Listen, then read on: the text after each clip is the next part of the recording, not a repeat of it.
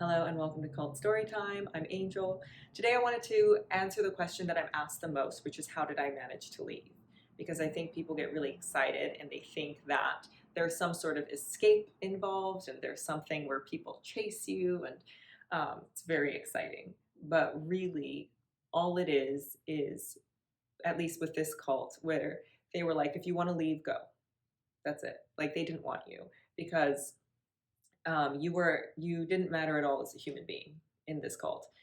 You were a resource. You were a soldier, and if you didn't want to be committed to the cause, they wanted you to go, and they would tell you to get out. Like if they didn't like your attitude, they would excommunicate you, and they did this a lot with like unruly teens or people who talked back too much. They would tell you to get out, and you could leave, or they would throw you out. But whatever you left with is what you left with. So if you left with the clothes in your back, that's what you had. And so when I left, we borrowed money from my mom. I say we because I had a boyfriend, and I'll break that all down.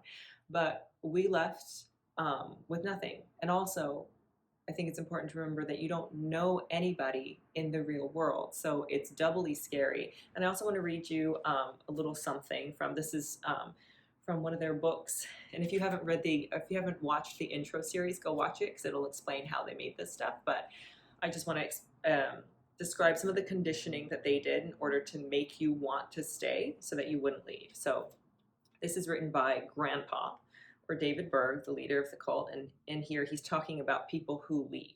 So he's saying, my mother used to preach a sermon called The Stripping of the Slain about how Saul got further and further away from the Lord, being more righteous than the prophet, more righteous than David and God. He thought he knew better until finally he got so far that the devil not only killed him and his sons, but he wasn't satisfied with that. He humiliated and desecrated his body and those of his sons. He stripped them of all their clothes and their armor until they were stark naked, and then pinned them to the walls of the city with their spears, hanging them up as a lesson to all.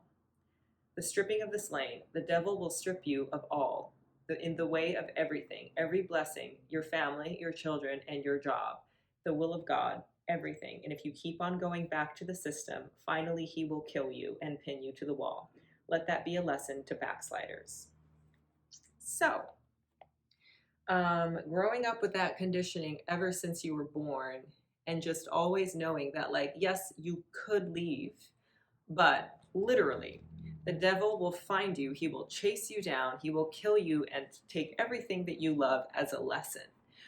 So, because of that horrendous conditioning, you want to stay. I never wanted to leave this cult. I didn't know I was in a cult. This was all normal to me, and I never wanted to leave. How I ended up leaving was, like I said, I had a boyfriend. I met him the day that I landed. He was in the commune that I was in. I was 18. No, I was 19 and he was 18. And at the time, I was like, that's disgusting. A younger boy, gross. And then we ended up getting married. So he wanted to leave. He wanted to go to college, and you could not get an education in the cult. They told you that, your mind is going to be so open that your brain is going to fall out. And a college education, higher education, was considered part of like the devil's conditioning. So you were not allowed to go to college. And he was a smart boy. He wanted to go to college. And he had started looking at the cult literature versus the actual Bible. He started reading the Bible at some point because we didn't read the Bible. We read this shit. So he started reading the Bible and looking at it and being like, oh, they're taking everything out of context. This is not actually what the Bible is saying. So he started realizing that the philosophy of the cult was wrong, and he wanted to get more educated. So he wanted to go to college, and he wanted me to go with him because I was his girlfriend.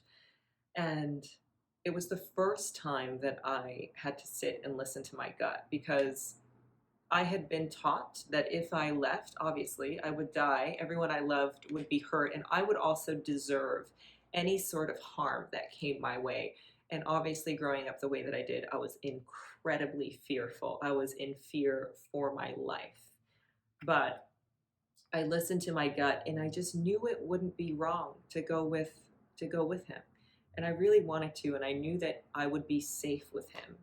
And I ended up saying yes, that I would go with him if he decided to leave. And he did decide to leave. And so one day we just went to the leader of our sister homes in Mexico at the time. And we told him, hey, we're going to leave. And he was like, hey, I'm going to go to college and she's going to come with me and we're going to leave. And so they were like, congratulations. Basically, we gave 2 weeks notice and they were like, get out. Um, so then it started, I started packing up my stuff and like pulling my stuff out of drawers. And I took stuff from the pantry because I knew that we would have no money. Because again, like I said, if you want to leave, leave, but you leave with nothing.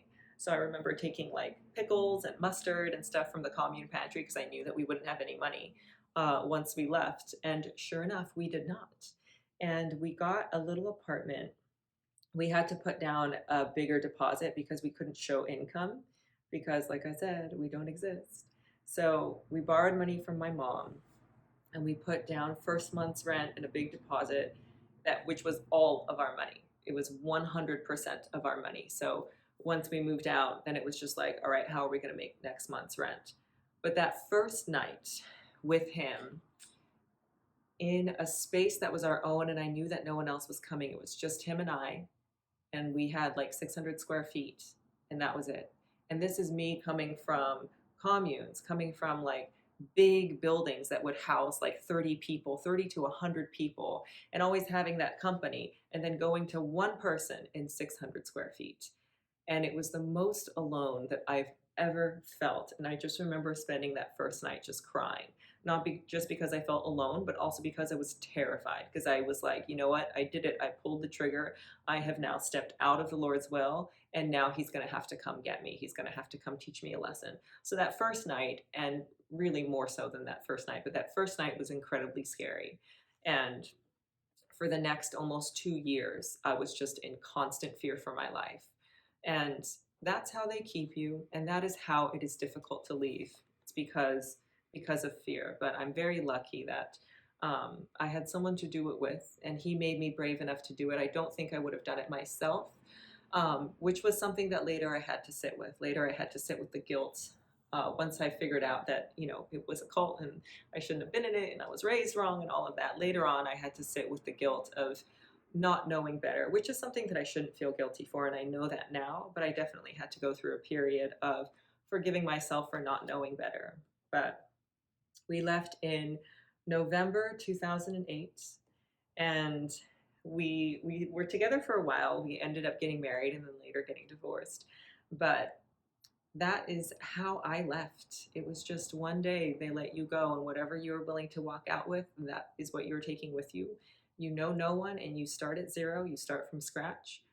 But to this day, it is the scariest decision that I have ever made, and unquestionably the best. So if you're facing a scary decision, let yourself be scared, but really sit with your gut and listen to what, like, your nervous system and your gut is saying more so than what you have been trained to think. Because I think we all have this, what we're trained to think, and then I think we all have like inner spirit or like a gut or a soul, and that speaks too if you get quiet enough. So if you are facing a scary decision, sit with it. Don't make it immediate. Sit with it until you know for a fact that this is the right one to make. And that is what I did, and that is how I ended up on this journey and eventually here and able to share and talk about it. So if you have any other questions, leave them below. I'm getting a lot of really good questions that I will continue to make these and answer because I really love this, and we're all in quarantine anyway, so we got the time.